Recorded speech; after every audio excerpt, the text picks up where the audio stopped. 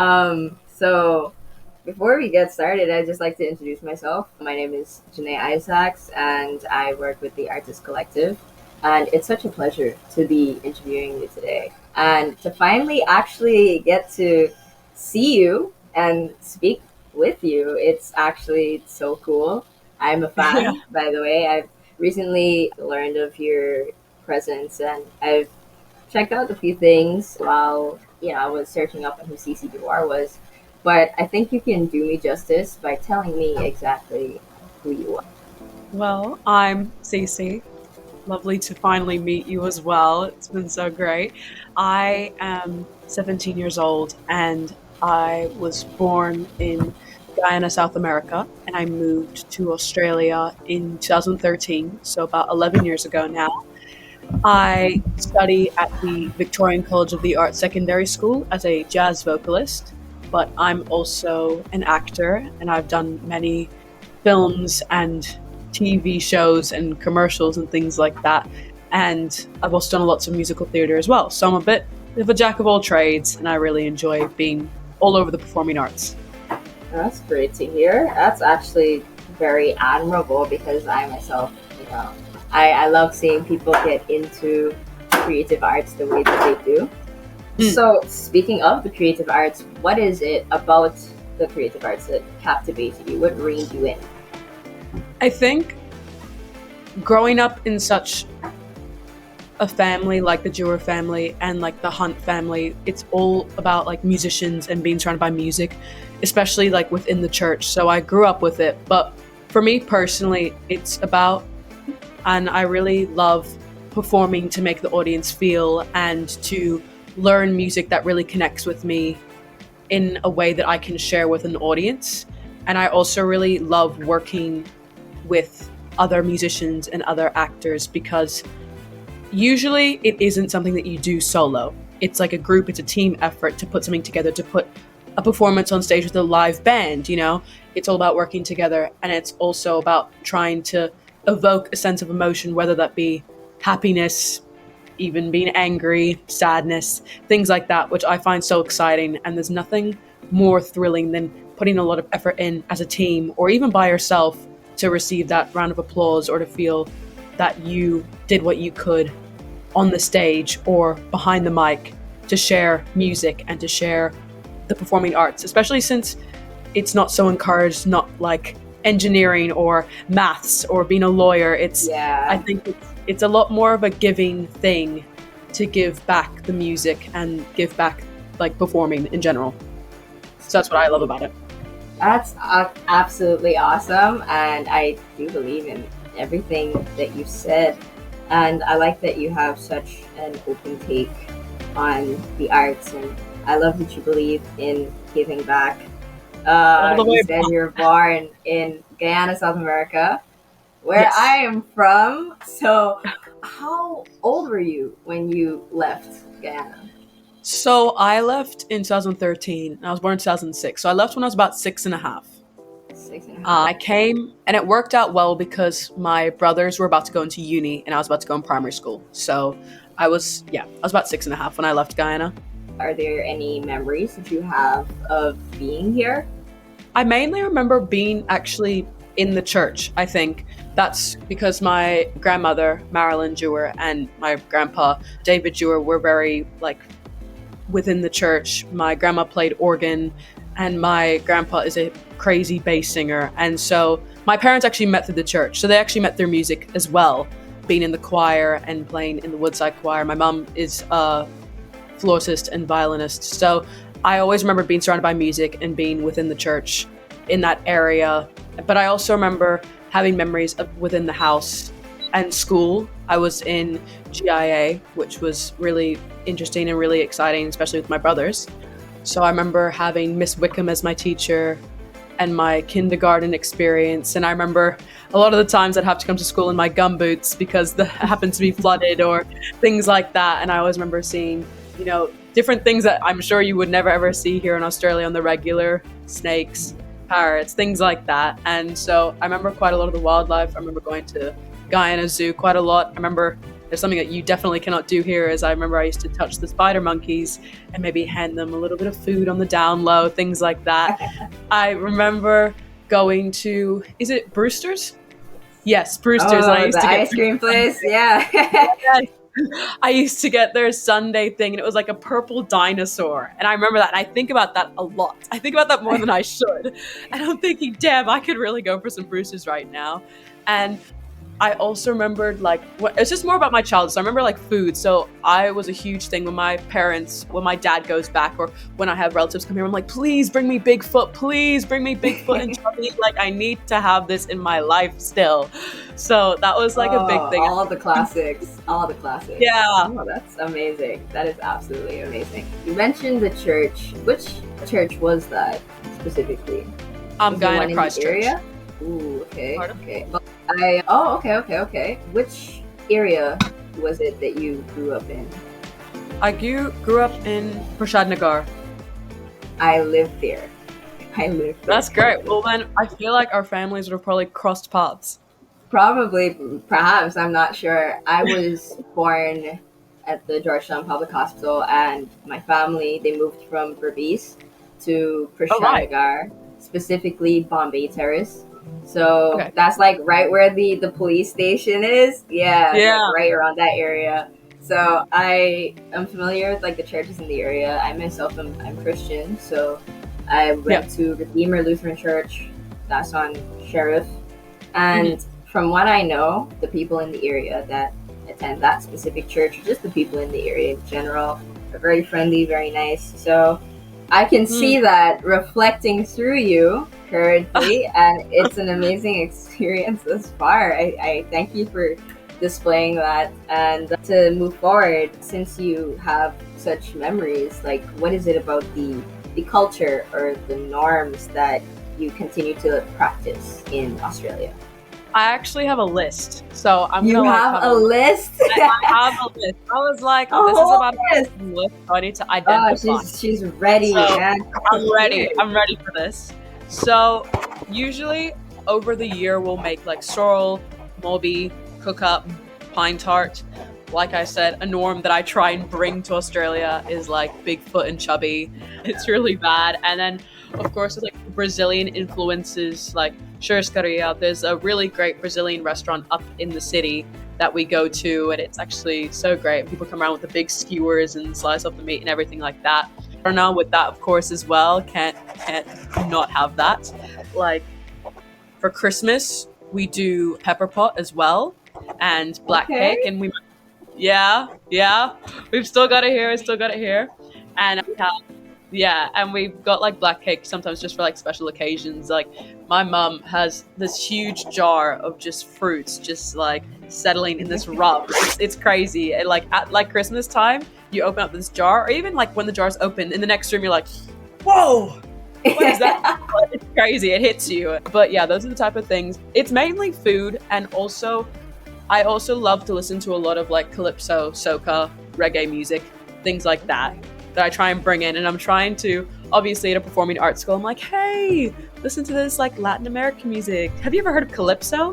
Have you ever heard of soca? And they're like, no. I actually had this really great moment with my friend, and I played soca music for her, and she's like, oh, is this soca? And I was like, no, soca's not a person, it's a genre.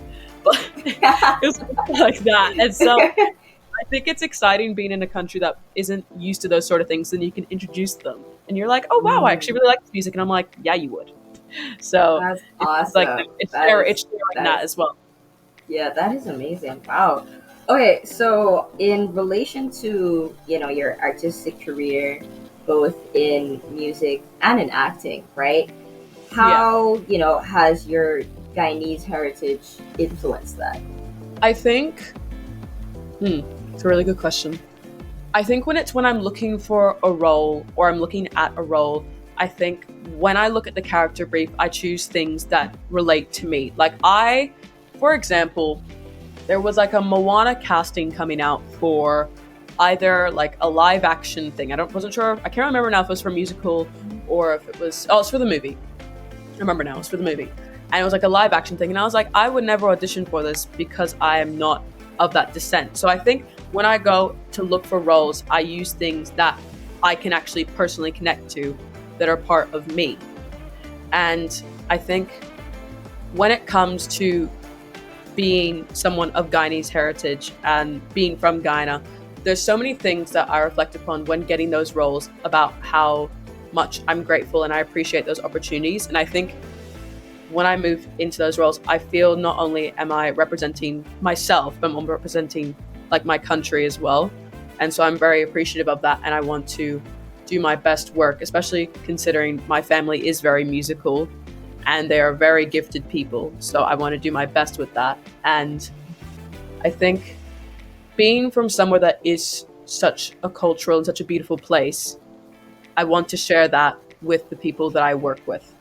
And I want to tell people about where I'm from and the characters that I play, to hold that within myself, to know that I'm from that background. So I wouldn't try and get rid of that, because when coming to a role, I don't usually fully get rid of who I am. There's like just little spicks and specks of that in there as well. And I think it's about sharing that as well. And I wouldn't deny that. So I wouldn't try and play a role that isn't who I am. Like I wouldn't try and play a role that's a different race. Like I would never try and play Mulan in ever, things like that. But maybe Tiana, who knows? I think that's like, it's part of my identity. I wouldn't know why I wouldn't, encourage that or appreciate who I am.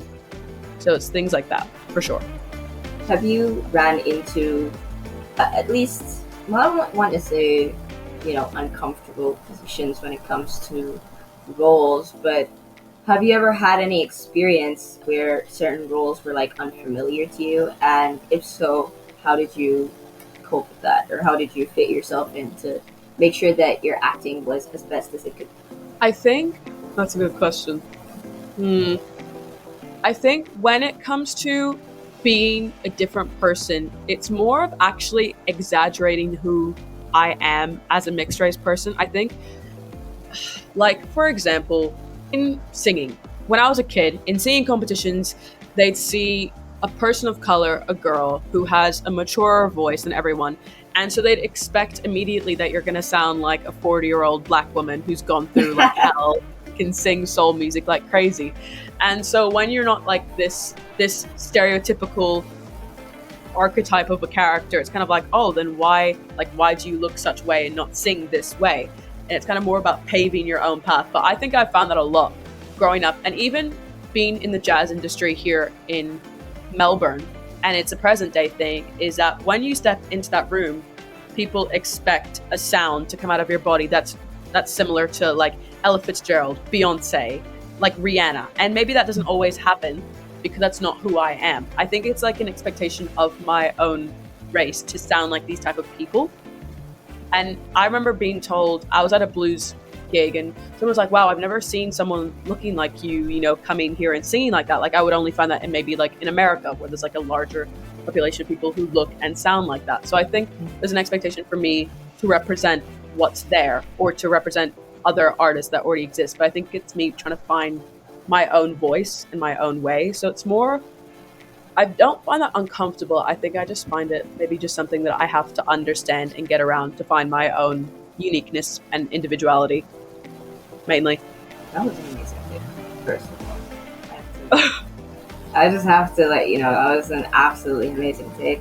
Speaking of roles, we know that you recently did a movie. You played the role of Devin in Woodpecker. I looked at that movie and I really enjoyed it, by the way. Me personally, I enjoyed it. I love, looking at something that I could just relax with, just have fun with, kind of step back into my childhood with the animation, with the exaggerated emotion and action and the little jokes here and there.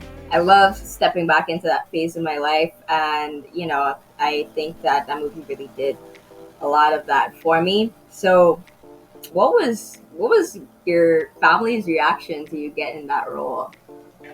I think it was disbelief, but I feel it was disbelief and a relief. I think there were so many roles that I had auditioned for, and I have an issue. And that's what was in the movie as like an actual role, was I needed to be this tall but young character but I'm quite tall. I'm about like 5'10", and being like 5'9" at 14 was kind of odd because I do look a bit older depending what I wear and how I dress. Obviously in the movie I've got 2 pigtails, which makes me look a lot younger, but getting into that role was a relief because finally I found a role that actually suits me. Maybe not personality wise, but looks wise, I could adjust to that being that tall and wearing my pigtails.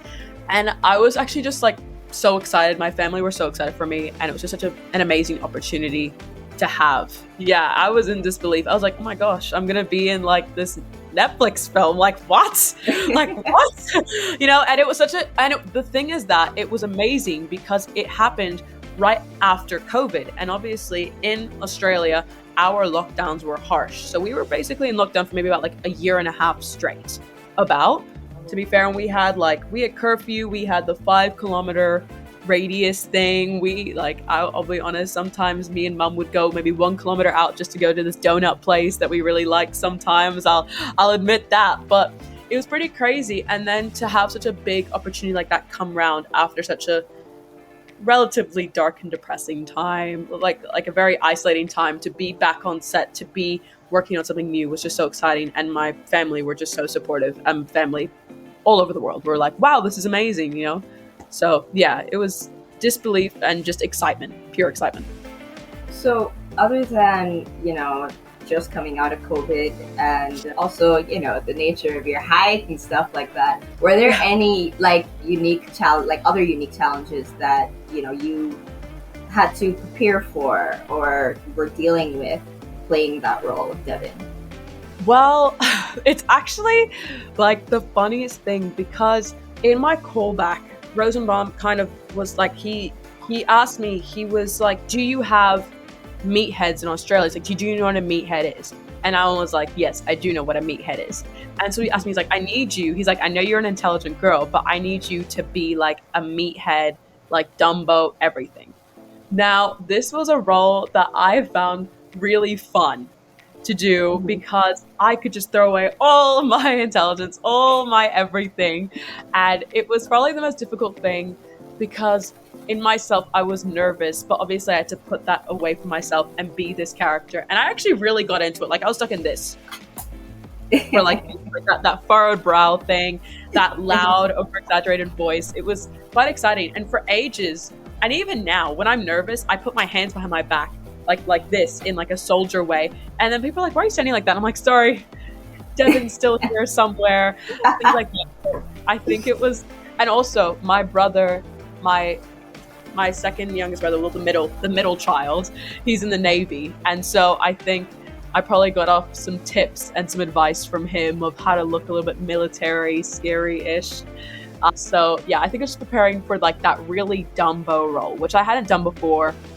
And it was a kid's movie. It's not meant to be like emotionally like depth and like really amazingly changing the world in some way. So I think it was just preparing to be maybe the absolute opposite of who I am. So yeah, just in like character wise, personality wise. Okay.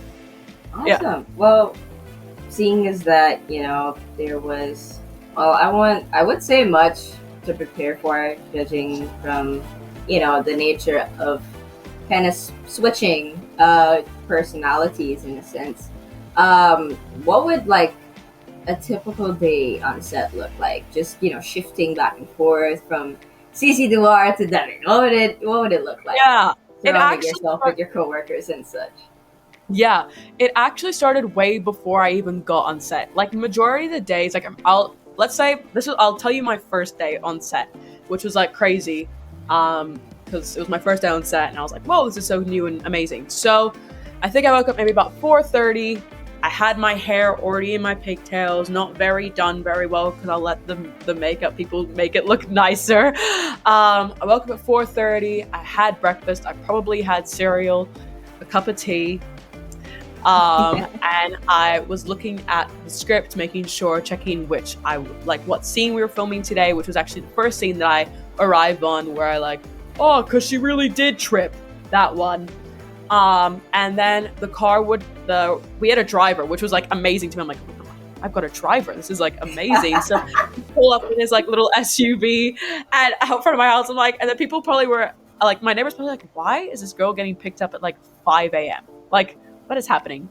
So I think I got picked up maybe about like 5:30 that day, and we drove for ages. And I think we drove somewhere out into Gippsland, which is kind of like east of like Melbourne, so it's a bit far out and more of the countryside. And we got into set, it was freezing.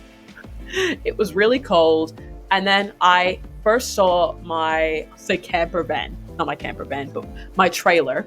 And then I already had my costumes hanged up. I had my jewelry set out. I had a little, like, maybe, I think it was like an A5 piece of paper saying like what we're doing today, like the sides basically. And I was like, okay, this is new, very cool. I had like a little fridge, so I was like, okay, great, water.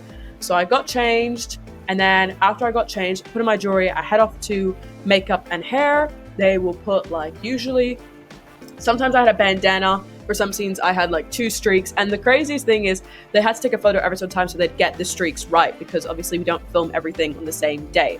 Like that first scene I appear, it was actually filmed in 2 shots. The one where it was looking up at me was shot, I think, like 6 weeks later in a completely different place. And the first one was shot like at where we were shooting. And so went up to makeup and hair. The best part of my thing was they had like this really amazing gel that I brought for them, because not often will film companies have the proper things for hair like ours. So I brought my own gel, and it was just so amazing. So I'd sit there and she would fix up my puff, make it look like, pull it out, make it look all like childish, like look really great. She had a little bit of makeup on, not too much though. They didn't do much of that because it's a kid's film.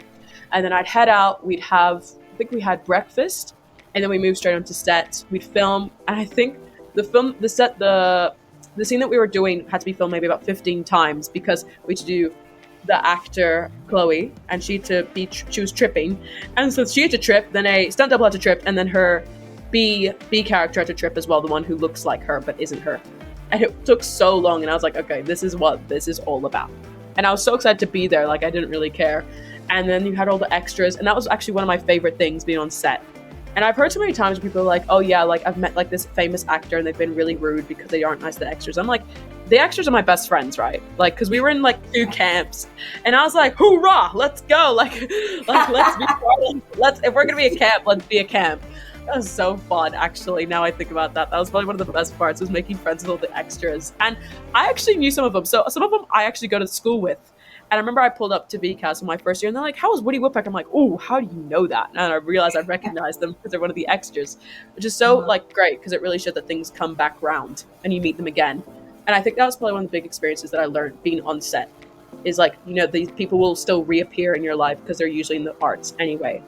But yeah, so it was just like repetition of filming that scene over and over again. And I think that was the only thing we did that day. And I think that went till about like 3 p.m. So it was like a 7 a.m. start to be on set. And they filmed a few other things as well at the same time. But that went till about 3 p.m. and that was basically it for the day. That's a wrap for today. And then I would head home and prepare for the next day and things like that. So that would be kind of what it was. So it was just more like getting the scenes done. And it was just like really important that we were present all the time and just being there. So yeah, that's kind of what a day of set would look like. But it was just so exciting. And it was just all over Victoria. So it was a lot of traveling. And it was really exciting to actually see new places that I hadn't been, considering I literally live in the state. And we also had a street imagine how tiring that would be. Yeah, I can only imagine. Yeah, I probably should have picked up a coffee addiction like you have during that time. I worked through it. Hot chocolate. I admire that. I wish I could be like you in that aspect, but caffeine has my heart, unfortunately. Fair enough. So, are there like any cultural elements that you kind of drew from, you know, your background to input or incorporate into your characters, Devin? I think for this character, it was very alien to like anything that's like conventional. I think because Devin is so out of the ordinary, and you wouldn't usually find a meathead. You'll find things like Devin, but you won't find things exactly like Devin. So I think there was more of just like, from like the culture that I've grown up with, it's all about like teamwork and things like that and being together as a group. And I think my coworker Kushinka playing Gina, who was my like best friend with Gina and Devin. I think that was just more of like us working together, like going off each other. We made up handshakes. We did different things together that we did off camera. We were just trying to think about like how we can make each other, you know, like bounce off ideas, because obviously we weren't just one person. We were like together as two characters and as best friends. So I think probably like there wasn't many things I could take from my culture for that role, because as of again, it was just so unconventional as a person. Like I would be so surprised to see a Devon walking around Melbourne. Like, you know, it's not something I'd see very often. So I think it was more just like that teamwork and like kind of like that community building. I think if like, and I would never be this way, but if I was really mean to the extras, we probably wouldn't have looked as together as we did for the film. So I think it was I totally understand. Yeah. So, and I wouldn't have been that way anyway. And I hope no one's like that. I mean, there are people in the industry who are like that, but I think it's like that matter of like community and being friendly. I feel like Guyanese people are very friendly and willing to like take people in and be lovely, and that's from the culture in general. So I think that was just like the matter of like meeting everyone and making like appreciating every single opportunity, things like that. So yeah. Okay. Well, I would imagine that, you know, performing in theater is a lot different than acting on set or like in a movie. So can you share some of the most challenging and rewarding aspects of your experience in theater shows? Oh, can I tell you? I'm listening. I'm listening. Great, because this is about to be crazy.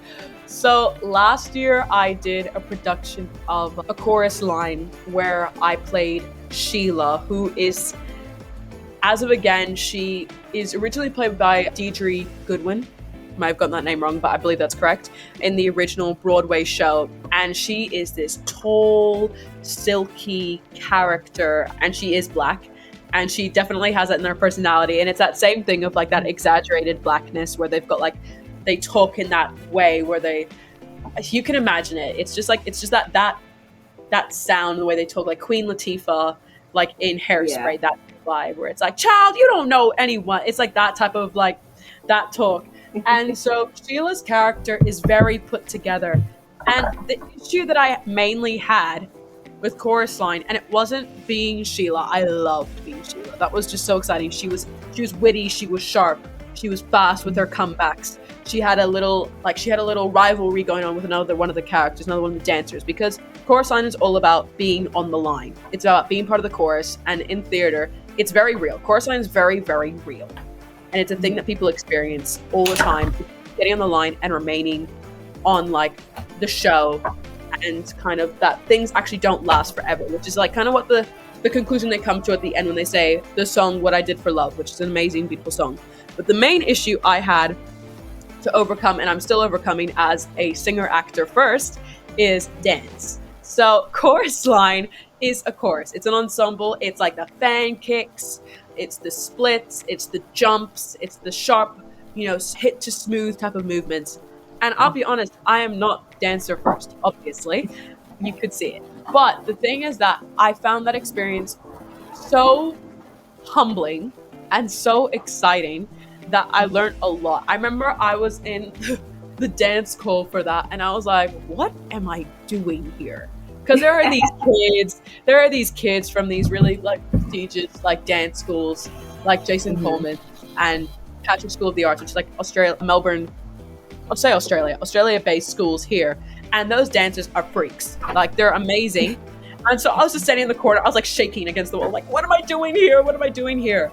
And I think the main thing that I've learned across doing theater, and not being dancer first, but I'm still putting effort in to have lessons and to learn and to get better, especially considering I'm going towards auditioning for uni right now and I need to submit a dance take, is actually, it's not about always getting every single step right, every single foot placement absolutely on dot. It's actually about character. And thank God I am actor first, because dance is boring without musicality and without purpose, especially mainly in musical theater. You can kind of get away with it for other things, but dance is truly boring if you don't have like purpose nor character, because if you don't know why you're dancing, there's like a list. I don't know who created this, but when you go dialogue, When dialogue gets too much, you start to sing. When singing gets too much, like when the emotion gets too much, you start to dance. And then, so there's a reason to dance, there's a reason to move. And I think for that dance call, I tried to like feel the music as much as possible, which is so great being a musician and being an actor. So I think that's what I've learned the most as a curveball, is to try and battle my lack of dance ability, which is getting better, I promise, with like being in the character and being in the moment and feeling that every single move. And that's what choreographers do. They choreograph with a purpose. They usually try and make every single move with a reason of intent. And I think some people miss that, and I try and make that my biggest thing. And it's really important. It's the same in singing. There's always a reason for singing. Sometimes there's some songs that are kind of just like meh, but usually with acting, because acting can be so in-depth, you can usually find a story within it, and you can always find a story within dance. So I think that was like my biggest curveball to get around, and just dance in general, honestly. So I've been taking a lot of like private dance classes at the moment for theater, because I'm wanting to pursue that for my later life. In the future, I really and truly hope you can teach me. Do you know, just hold me in. I am ready to go. I am ready to move. You know? Yeah, exactly. I'm ready to go. And so in the future, you definitely have to include me. I'm pumped. I'm excited. So are there any roles, like a favorite role that you have, or productions that you've been a part of, and what would make it so special to you? I gotta say, like, playing in theater or in film? In theater. In theater. Okay. One of my first ever roles, and it's like really minor. It's really minor. One of my first ever roles was when I was in year 7, so I would have been about, I think I was 12. I was in Lion King Jr., which is like honestly one of my favorite films ever. I love Lion King. I love Hans Zimmer. I love Elton John. Like I love like the whole thing of it, the story, everything. Lebo M, all those people.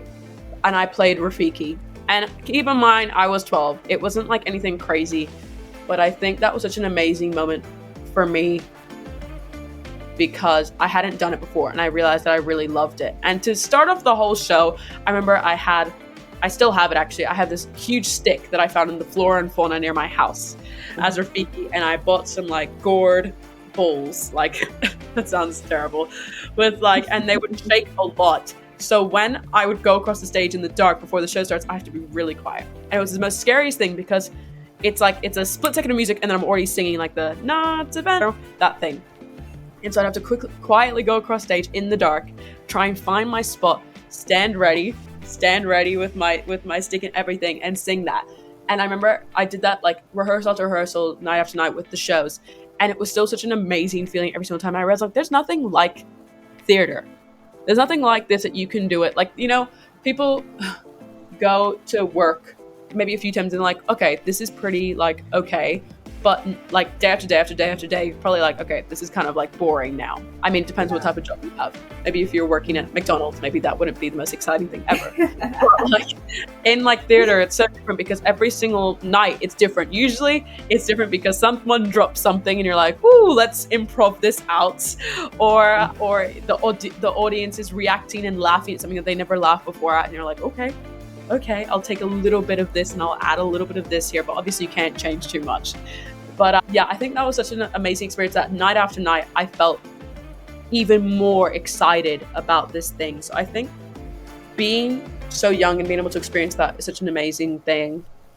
Even if it wasn't at like a crazy level. It's not like I was getting paid or on like Broadway or in like the Princess or Regent Theatre in Melbourne. It wasn't anything like that. It was actually at a chapel off chapel, which is a great venue, like a little bit down and a little bit out from the city, not too out from the city, performing in front of people's parents. It was things like that, like performing in front of my friends. So yeah, I think that was an amazing experience to have. That is a great start. That is very beautiful. Wow, I'm enamored right now. I'm just captivated. I'm captured. So are there any specific genres of acting that you want to pursue? That's actually a really good question. And I gotta say, my dad and I love to go to the movie theater, right? And usually when we go to the movie theater, we're not the type of person to go watch romance or like life films, like biopics or anything like that. We're here to watch sadly, violence. We're here to watch action movies, superheroes, like Godzilla, rah, things like that. And so I actually, at one point in my life, I don't say I want to make it like my main thing, like maybe like The Rock does, where he's always in these crazy action films. He's hanging from a skyscraper, the whole building's burning type of thing. But I'd like to at least be in a few films where I could be in as like maybe portraying a superhero or being in like a high stakes thrilling type of movie. I feel like that'd be a really great thing to do for my acting, especially since that is so unconventional. I don't think I'd ever find myself fighting like a 20-foot monster on the regular. So I think that'd be really fun just to learn from my acting, but it'd also be nice because considering I watched those movies so much with my dad, I think I would enjoy doing that in tribute to our regular rituals of going to see action movies. I think for acting, I'm not too picky. I don't think I would be doing...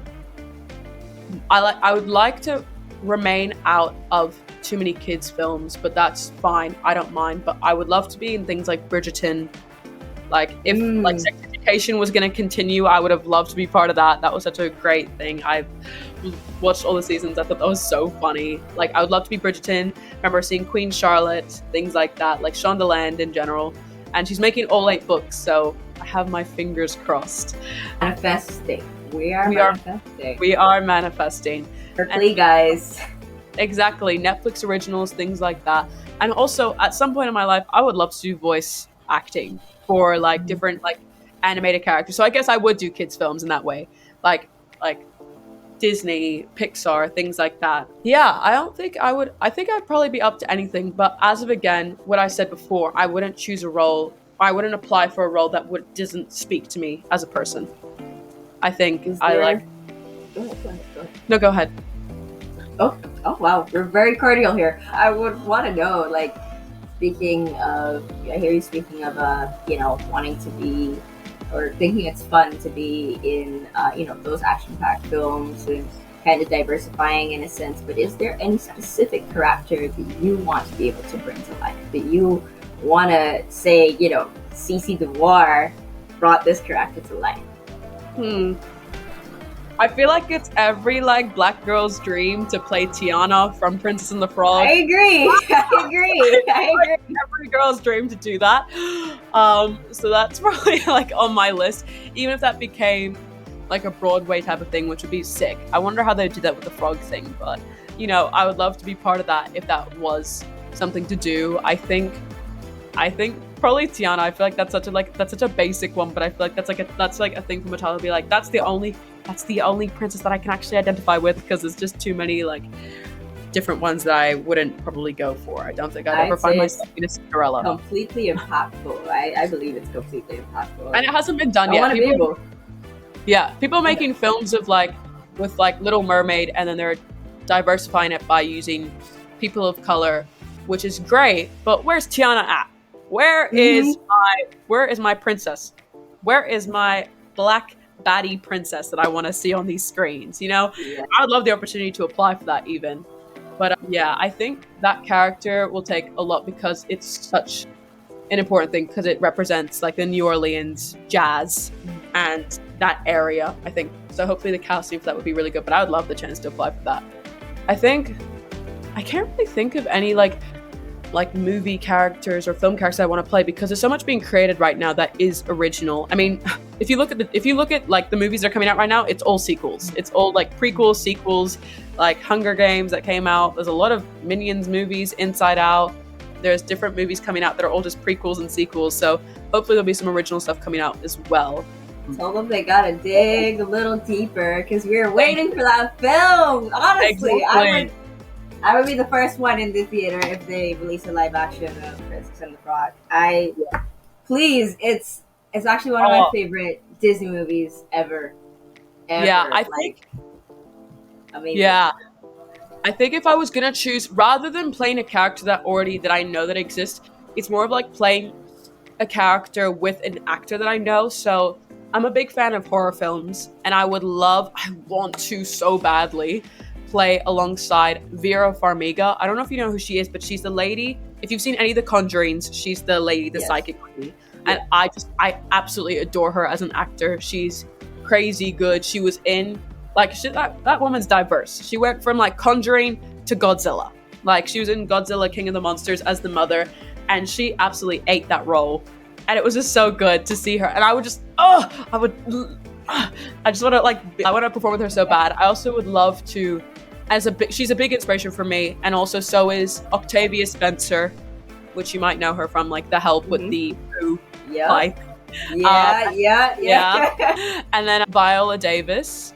So I think she's just great as just like, because her acting is so diverse, but also especially Lashana Lynch, who is so like, that was crazy. She moved from doing Woman King alongside Davis to being Miss Honey in Matilda, and her performance in that was so great. I didn't know she could sing, and I actually loved that movie. So I think it'd be great to work alongside people like that. I would love to work alongside people like Hans Zimmer. I would love to see, like, I love watching the videos of him creating the sounds for like the Dune movies, where he creates instruments because he goes to Home Depot and use PVC pipes to create all these different things. So I think for me, it's like not just about like finding different actors and characters I want to play. It's like more of like the set and the music and what people are trying to create as well. It just needs to feel right. I think if I wouldn't work with anything that I didn't think that would be right for me.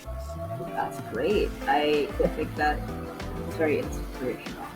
Getting me worked up. I got goosebumps. I have goosebumps.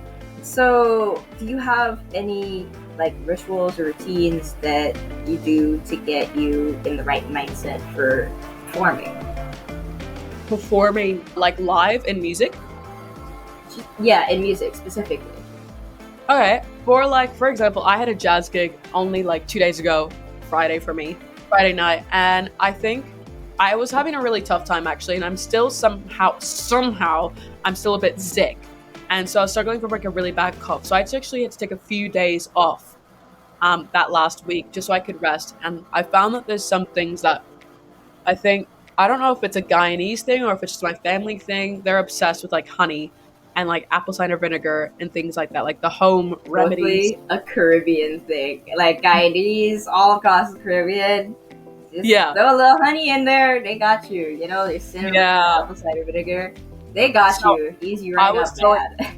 Yeah, I was throwing out all the home remedies. I was trying to take as much medication as possible. I was trying to have as much baths as possible, just to try and steam out everything and try and be like the best that I possibly can be. But like leading up to the performance, preparation is key. Preparation and practice doesn't make everything like absolutely perfect because you don't know what's going to happen on the night.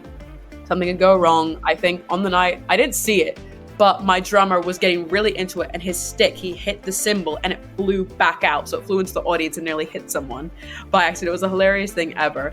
But it was things like that, like that you can't prepare for in like thing like, what are you going to do? Tape your hands to the sticks. You know, it's going to be like that. But I think being prepared as possible, having your music sheet ready, having your mic ready, being ready with your outfit, things like that, knowing that you've got your ticket sales up. But personally for me, I find that I need to be hydrated. I need to be in the right state of mind and ready to perform. I find that sometimes I'm a big talker, I'm a big yapper, as some people put it. So I agree, and I relate. Okay, this is oh my gosh, I think I found my soulmate, guys. This is my best friend right now. This is my best friend. I'll let you guys know. And so I have to write notes for every single song because I'm like, I'm about to get on a tangent, and this is about to be a talk show. It's about to be a singing show. It's about to be a talk show. So I like write up notes, and then I read through that, and I make sure I mention things that matter. Like I need to say thank you to some people who've come tonight. I need to mention. I like doing little history lessons on each song. I'll be like, okay, this is this person written by like Errol Garner in like 1954, things like that. So I'm prepared mentally and verbally to do my best and to give a show. It's a show. It's not. I think that's what I like had to realize.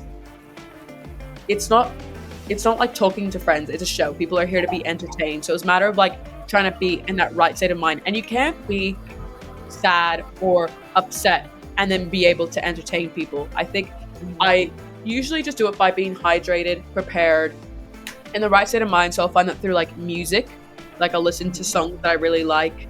maybe before I go on, I'll have like a lemonade or a nice fat glass of water. And usually, like, my parents are there, or usually someone I know is there. So I usually find that as like a spot in the audience to look at whenever, if I feel, not even if I feel anxious, just because I want to look there and be like, oh, look, my friend's there and they're smiling at me. How great. And so I'll continue on it. It's not like a moment of weakness. It's more of like a moment of assurance and being like, this is so great. I've got my points to look at, especially if I am feeling anxious. But yeah.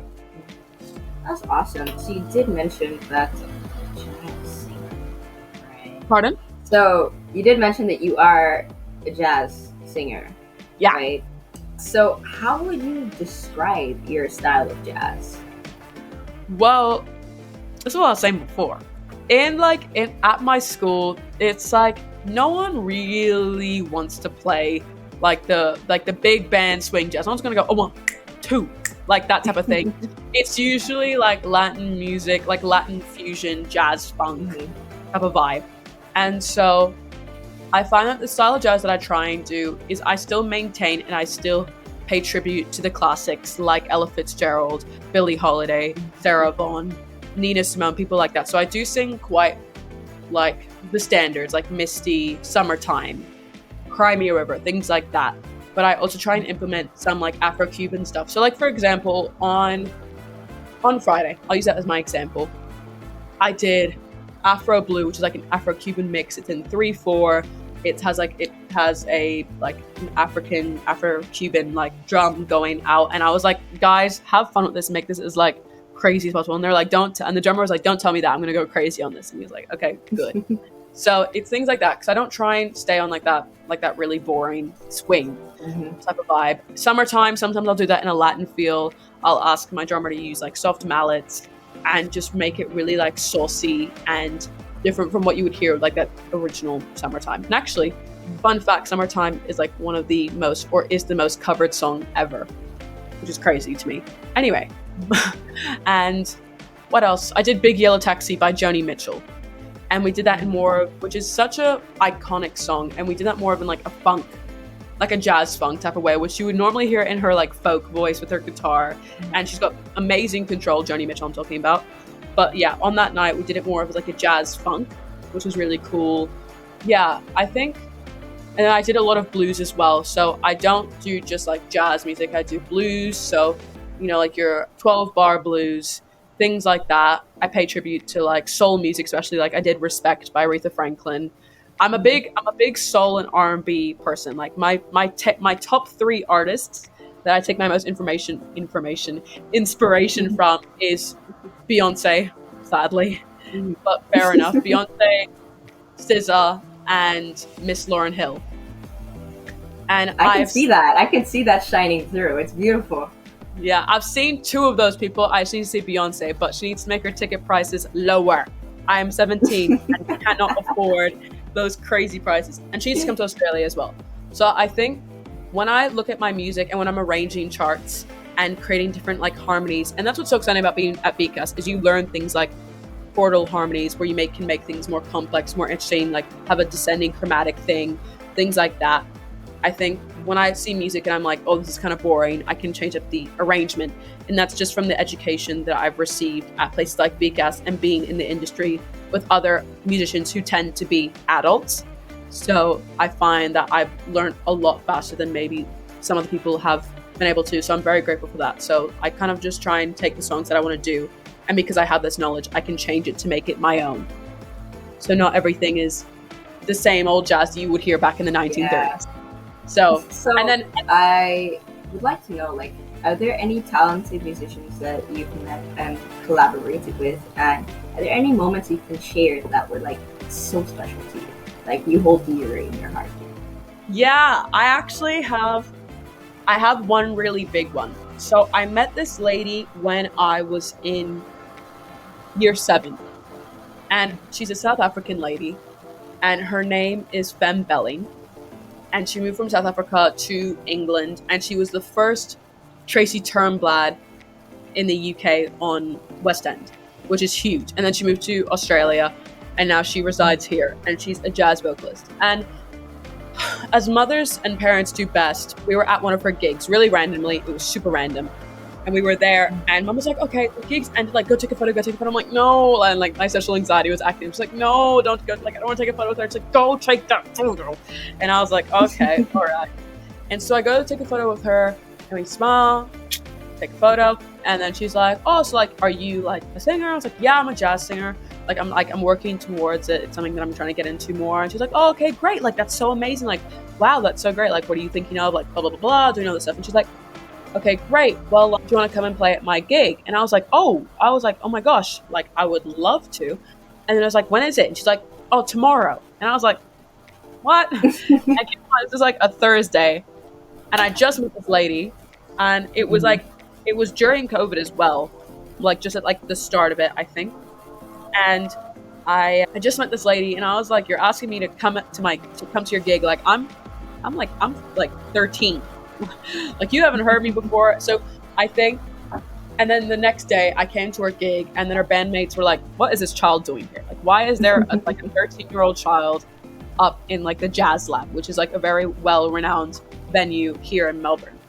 And so I sang cheek to cheek with her, and it was so great, and it was an amazing experience. It was my first time like kind of doing a solo thing with this band who I'd never met before. Like, it was completely new and amazing musicians, and I met them for the first time, and I played and I sang.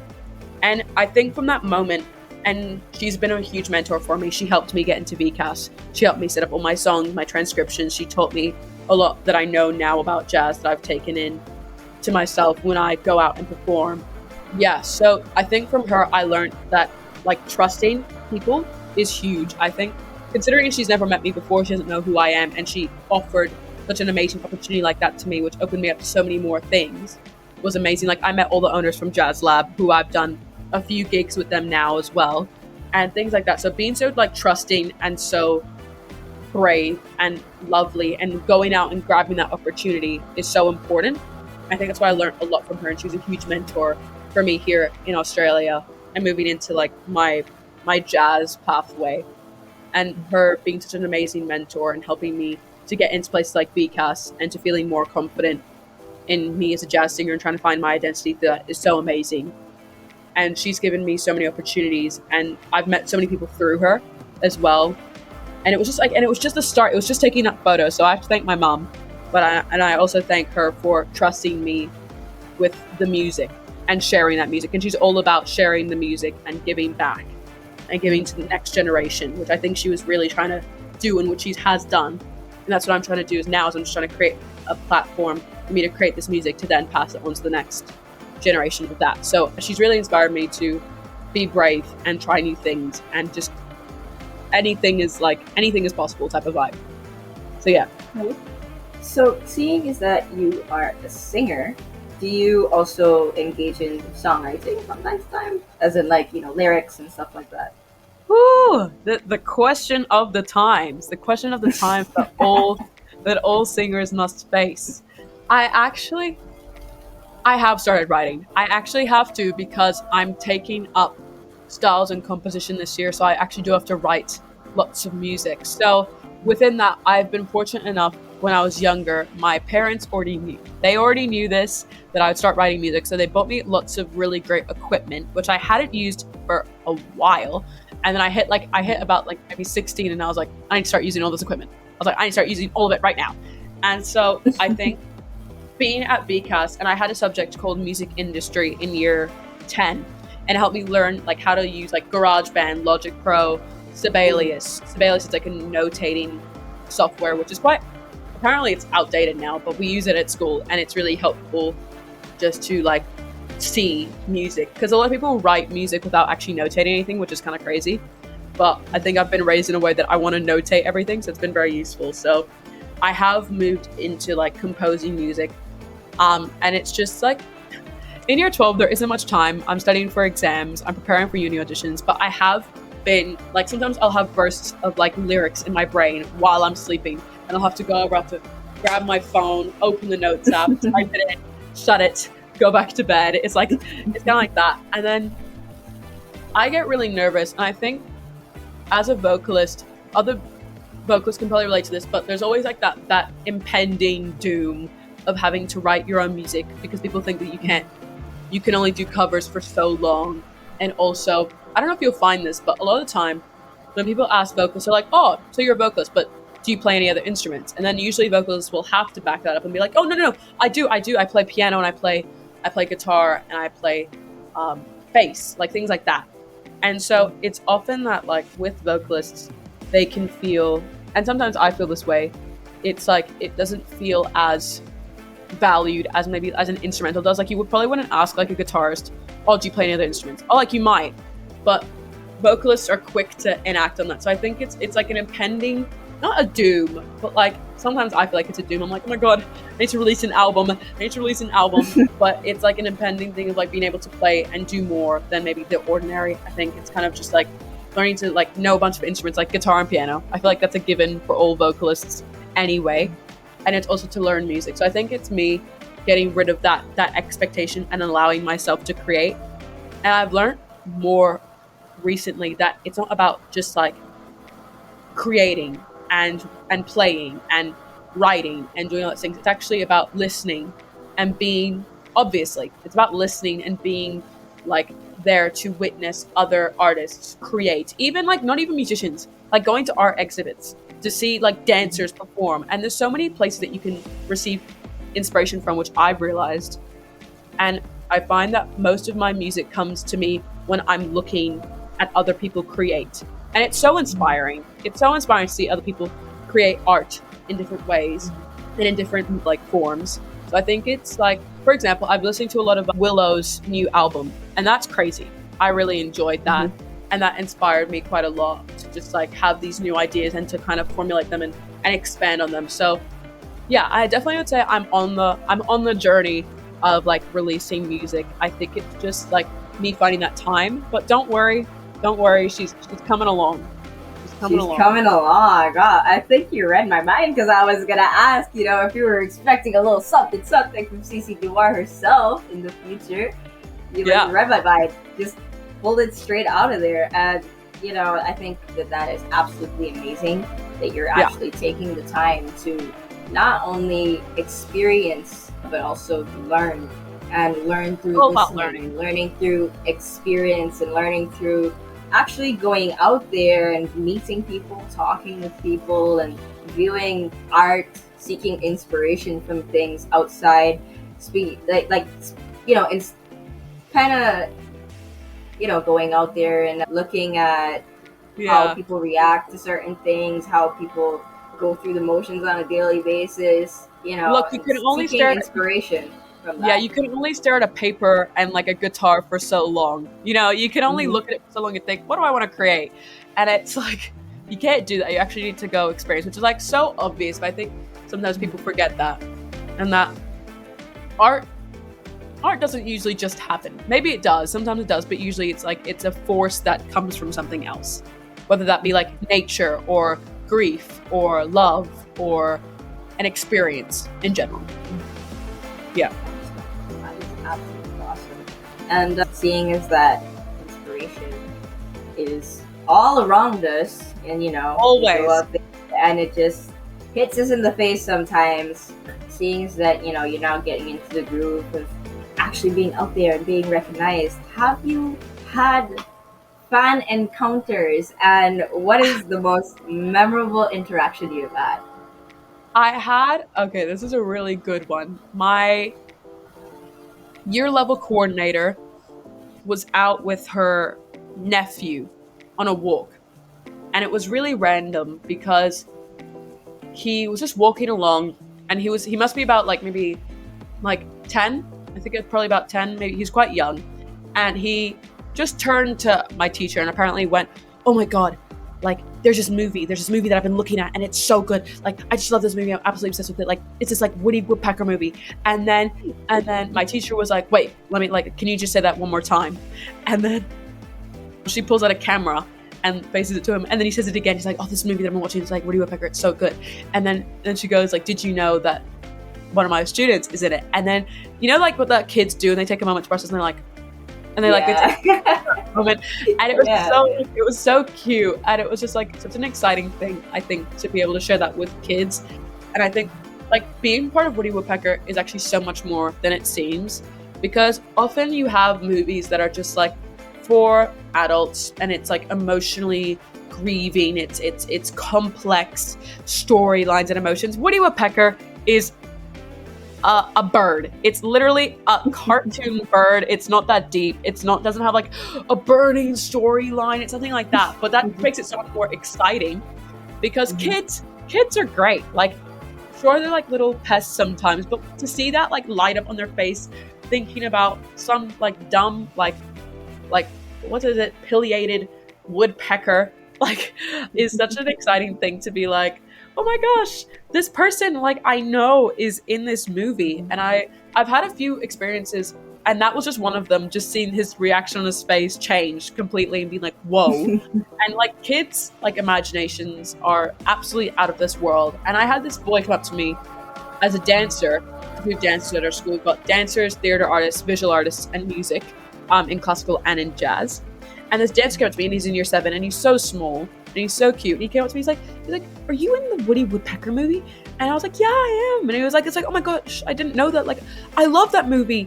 And then he was like, and then he was like, can I get a signature, like an autograph? And so he runs back into the locker room because they've got the change rooms for dance. And then he comes back out with his paper, and I sign it. And that was like my first like proper like signature that I've received from someone that I don't know. Because, you know, you always have the aunties going, I need you to sign this. I need you to sign this before you become famous. Yeah. The aunties are, they're like, I'm going to sell this.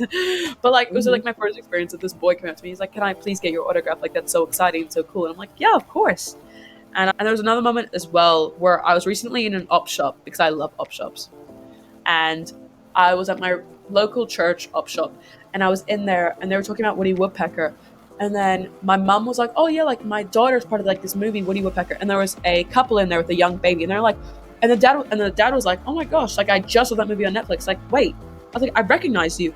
And then my mum has like the Woody Woodpecker thing as like her wallpaper, and it's like, look, this is my daughter. And they're like, wow. They're like, and then the mum goes like, wow, so you're really, really famous. And I was like, it's like that weird moment when you meet someone that is like famous or that's like higher up in like, I don't know, like political power, and you're like, whoa, this is really weird. Like, you know, I remember when I saw like Miss Lauryn Hill, I was barricaded. I'm like, oh my gosh, like she's human. She's there. She's human. And I felt like that was like one of those moments where they're like, wow, this is like really weird. Like I just met someone from Netflix, and I was like, wow, this person's like recognizing me as someone who's on Netflix, which is kind of like, it's odd because obviously I watched the movie myself. I've seen myself on like the Netflix thing, but just to have someone who I don't know recognize me as this person was completely new for me. And I realized that I was like, wow, this is what people see when they don't know me and when they do know me. So I think like meeting people as like not fans, but just people who recognize you as an actor without actually knowing anything about you is crazy. Like, because usually you have to be like, oh yeah, here, look at this monologue that I'm doing. I'm an actor. Like, look at my credits. I'm an actor. But when you don't actually have to go and find that, and they come to you with that, is so much more rewarding, I find. Okay, so other than your wide array of creative passions, are there any hobbies that you dabble in or that you're fond of engaging in? I really enjoy painting. I don't have them any of them on me, but I really enjoy painting. I love cooking. I do too. I can't tell. Amazing. I can't tell if that's because I'm a good I'm creative, or it's because I just eat a lot. but I love cooking and I love baking. I also love doing different sports. Like when I was younger, I did a lot of basketball with my dad because I'm quite tall and pretty athletic. Yeah, I think painting, sports, and I wouldn't consider it a hobby, but as another thing to add on to that list, I do a lot of modeling as well. So from when I was younger, I came to Australia and I was a Target kid. I did lots of Target. I did Cotton On. I did Kmart. I did Pavement, which was a teenage brand. Recently, I did a campaign for Dottie, which is a clothing brand, which was in collaboration with Shondaland's Bridgerton stuff, which was crazy. And so I had Shondaland reposting these photos of me on their account, and Netflix reposting these photos of me on their account. And I remember seeing it. I was like, wow, this is a photo of me modeling next to Jenna Ortega's face on Wednesday on the grid on the Instagram. And I was like, wow, that's really crazy. So I do a lot of modeling as well, and that just comes with, I guess, my height. and obviously that this look of like the curly hair and things like that. So yeah. So seeing is that, there's a lot to do and a lot to engage in. How do you manage or balance rather, your personal life and the demands of like your career, upcoming career? Well, I am a big optimist, but I'm also a big planner. I love my Google Calendar. I like plan everything in there, and it's usually, I don't like plan when I'm gonna hang out. I'm like, this is my time to hang out and socialize. It's more just in the gap. So I plan like when I need to practice and when I need to like be doing homework and things like that. But also I'm like moving like up and down. So I live in two places. I live in the apartment which I'm in here right now, and my school is like right there. Like, it's horrible. I wake up in the morning, I look out my window because I'm in an apartment building, and I look out and I see my school. So it's like right there. And I live here because the school's in the city, and I really live about 40 minutes out down the coast on the Mornington Peninsula. So I go there, see my dad, but I also, being up here is so great, not only because I'm so close to school, but because I've got quite a lot of friends, and obviously I'm 10 minutes away from like our big station, our big train station, which is Flinders Street. So I've got a lot of friends who come and who actually live here already. So the tram is literally like the tram, which is our main use of like close like public transport, is like right outside my door. I can get into the city in like 5 minutes. I can meet up with my friends, have food, socialize, and like it's crazy. And this is why I want to go to the Victorian College of the Arts. It's quite like, it's actually opposite my building. Like it's a 2-minute walk. I've got the MRC, which is the Melbourne Recital Centre. I've got the ABC, which is the Australian Broadcast, and things like that. And then up the road on the tram, take me about 15 minutes to get to all the theatres. So I can go watch my shows. I can go see things. The Melbourne Central Shopping Mall, which is the big shopping mall here in Melbourne, is maybe about like 10, 15 minutes up. And it's like a huge hub. We actually have a lot of Asian food here, so I've been getting like into that. I like cook mainly Asian food, to be fair, and also a lot of curries. Why not? And I've got like a lot of friends living around, and we've got the amazing botanical gardens as well. So I try and when I'm not practicing, when I'm not studying, when I'm not preparing for a show, preparing for my future as it is, I'll be like usually outside and trying to enjoy the sun, because my school is not an outdoors school. So there isn't much vitamin D happening. So I try and get out as much as possible. All right. Okay. So, and the beach is right. Experience. The beach is right there. You could. Yeah. Oh wow, it's quite a hub actually. Yeah, a lot is there. A lot is going on. So I'm very fortunate to be here. Yeah, I'm very fortunate. Totally unwind. Yeah. So, have you suffered any burnouts, or if you have, how do you cope with that? How do you get back on your feet? Well, this kind of links back to, I have suffered only like, I would say I suffered like only one burnout, and that was early this year, and I never experienced it before. And I'll be honest with you, because like, it's a thing that happens a lot in, not even in a performer's life, in everyone's life, at least once or twice or more. And it's the same thing as when I was composing music, is I need to reconnect with why I'm like doing this and what my inspiration. And I need to feel art. I can't just be creating. And I felt like during that time, I felt like I was churning out a lot. Like, it was the start of year 12. Like, I was thinking about exams. I was doing all this stuff. I'm also a school captain at my school. So I was trying to manage that. And it was like my first term, moving in like my term 1. And I was learning about all my all my subjects as like their final form, basically, which means that they have like more heavier sacs that have bigger scores that go towards like my final score, my ATAR, which is what it's called here, and things like that. And I started feeling really dissociated, like just so like kind of away from myself. I felt like I was having like an astral body experience where I was watching myself as a puppet behind myself, and I felt not motivated. I wanted I definitely had a few cries at most. I was like I wasn't really sure where I was at. I didn't feel motivated. I felt like nothing was like happening. A lot was happening, but I felt like nothing, like everything.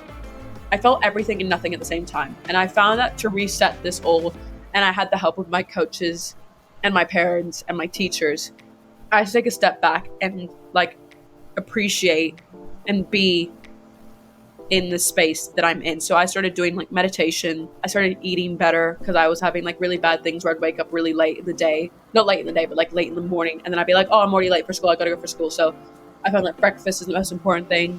Started having smoothies. I started meditating a little bit, having early nights. And I'd have really early nights to wake up really, really early in the morning. So I'd wake up at about maybe 5:30. And which is kind of ridiculous considering I'm like a 2-minute walk away from my school, literally. Mm-hmm. But it would force me to look at my emails, eat, make sure I'm ready for the day. And also I went to go watch a bunch of shows, watch my like friends like work. Sometimes I would sit in the corner of the practice room and watch them play music, or I try and like watch through the window of the studios, watch people dance and try and be present. I went outside a little bit more. I'm trying to like experience things. I listen to a lot more music and different music as well. I've gotten really into like neo soul, like Motown, that type of music, which was really great to listen to. Yeah, it was just more like a reset of like who I like am. And I basically just tried to slow everything down a lot, which was really helpful for me.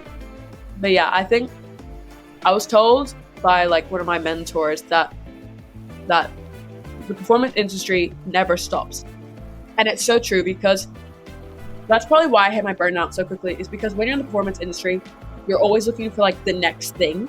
You're always looking for the next job. It's like the chorus line, like the musical chorus line. You're always looking for the next chorus to be in. You're looking for the next job. You're looking for the next everything, because the performing arts is never it's never regular. It's never consistent. It's always a new job. It's a new song. It's a new album. It's a new show. It's a new thing to book. It's a new thing to promote. It's never something that's like really smooth sailing, unless you're like Mariah Carey with All I Want for Christmas, exactly coming out on Christmas every year. It's not one of those type of things.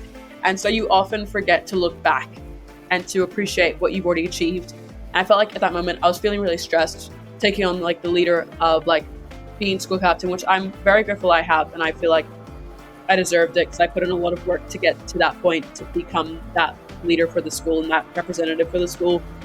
And I think I forgot who I was. I think I forgot CC Dewar. I felt like I was like a ghost in my own, like a zombie, basically. So it's just a matter of just resetting, stopping, meditating, eating, having a proper schedule, like sleeping schedule. I had to plan out everything. So I started planning out like when I was going to have social time, study time, break time, sleep time. I was like, I'm just gonna like plan out everything, because I work better on a routine, to be fair. And yeah, just trying different things. Like I even started doing like more of like a facial, like a face routine, and like a cleaning my face routine, and different things, just like try and like find a guide and just to experience art at its most basic, rather than trying to create art that I hadn't before, or trying to create things that I wasn't sure if I was ready for, or putting myself in situations that I might not be ready to take on, even though I could put on the facade or the face that I would be ready for that. I need to do things that were in line with what I was right for at that time. And I'd say I'm very much out of it now. And looking back on it, it was actually kind of scary to see myself like that, because I've never been like that before. And I found that I felt quite lost. So I think it was just refining my way as an artist and appreciating my past achievements, and knowing that I am like far ahead in where I want to get, but there is obviously still so much more to go.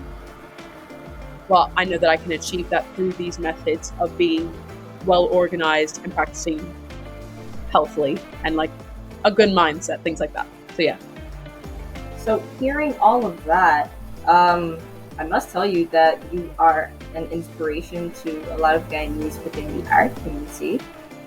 So is there any word of advice that you would give to them? Word of advice, that's huge. Yep.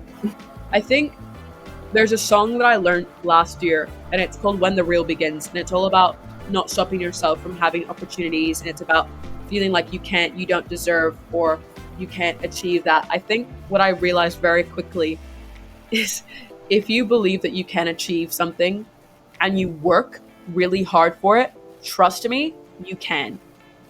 If you put in the work, not only into yourself, into your art, into your what you want to achieve, understanding that pathway, I think is really important, of like short-term goals and long-term goals and achievable things. Like I know, for example, a goal that I will never achieve is living on Neptune. It's not a thing, you know? That's something super random and out of this world. But if I create things that are like a step along of each path that I can achieve, heading towards that big thing, I know I've got it. So I think it's a matter of respecting yourself, others, and the environment, and being able to love yourself and know that you are on the way. I think a lot of people forget that, and that it's all about like the path and the way. People forget that there is actually a journey between point A and point B, and there will be ups and downs for it. But if you want something and you work for it, and you have the right mindset and the will to achieve, you can. And I believe that anything is possible. Maybe not living on Neptune, but like things of being in the arts and growing as an artist and performing at like the Super Bowl halftime. Things like that can happen. And it's a matter of networking, being motivated, being brave, putting yourself out there. Because the only person who's ever holding yourself back is usually you. I mean, sure, there's other things in the way as well, but you have to learn, you have to figure out how to get around them, I think. And if you don't do it yourself, who's going to do it for you? And there's always, and there is always, and I'm not going to build you up, there is always a no. You're going to receive a no. I've received many no's in my life, but it's just one person. It's just one thing. And I truly believe, and that might be just because of the way that I was brought up through like a Christian lens, is that everything that is meant to happen will happen. Even if that is a no, even if that is something that you didn't actually want to happen, usually it leads to something even better.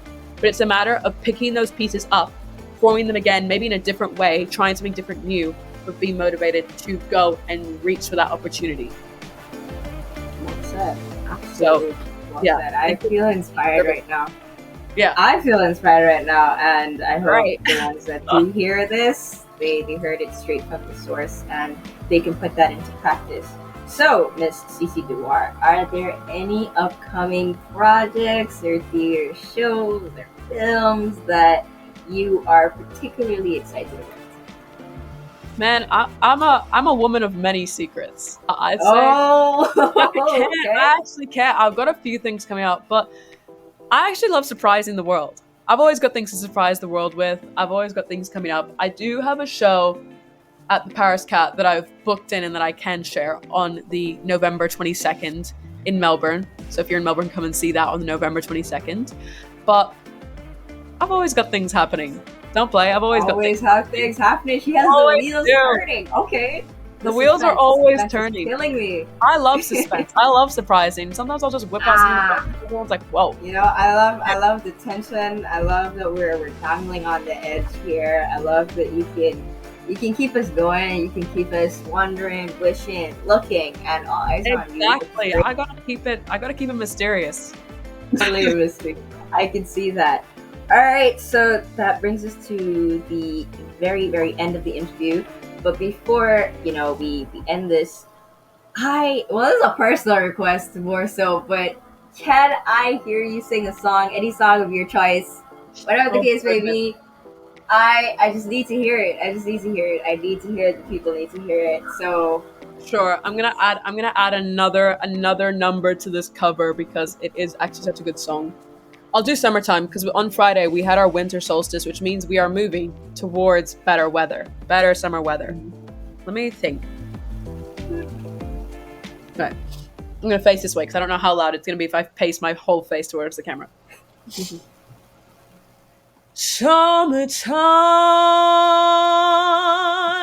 and the living is easy. Fish are jumping and the cotton is high. Your daddy's rich and your mama's good looking. So hush, little baby, don't you cry. I gotta clap it up. Actually, you just brought the whole studio down right about now. It's shaking, earthquake, everything under the sun. That was absolutely amazing. Wow. Okay. Listen, I heard a few covers. I heard a few numbers, on the internet, and nothing can compare to what I just experienced. That was absolutely amazing. I gotta clap it up. Actually, you just brought the whole studio down right about now. It's shaking, earthquake, everything under the sun. That was absolutely amazing. Wow. Okay. Listen, I heard a few covers. I heard a few numbers, on the internet, and nothing can compare to what I just experienced. That was absolutely amazing. That was beautiful. I'll be thinking about this for the rest of the year. I'll just have you know that. That was wow. Raphael has his hands on his head right now. He's smiling. He's in disbelief. You are absolutely amazing. He heard it through the headphones. He doesn't know how to react. We're just wow. That is wow. That was absolutely beautiful. Well, Thank Miss you. Dewar, it's been an amazing time. I'm so happy that you had the time to do this interview. Always. I am inspired. I hope to see more of you. I want to see what the future has in store for you, Miss CC Dewar. I hope to see you on the big screens. I hope to see you everywhere. All right, and really appreciate it was fun. It was amazing. We got words of advice in there, and I truly believe that you are a gem and you are absolutely special. And I definitely want to see more of you. So thank you for so being much. here. Thank you for